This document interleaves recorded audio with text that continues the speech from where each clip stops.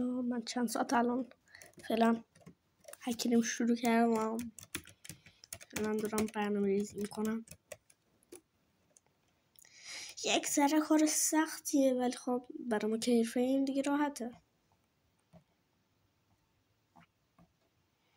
اینا الان کسانیه که تو الان هک شدن.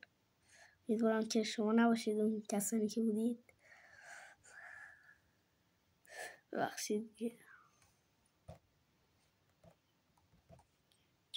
ای بابا ریدم همه رو زدم حس کردم ولی خب بازم هست تاثیر دارم. خب دیگه میبینید که امیدوارم کسانی که هکرن فقط شما نباشید. هیچ اونقدر سختی هم نیست ولی خب بازم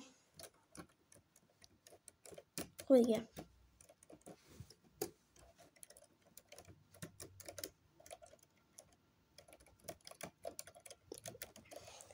خب دیگه منم که فقط خبر رو بدم. بای بای.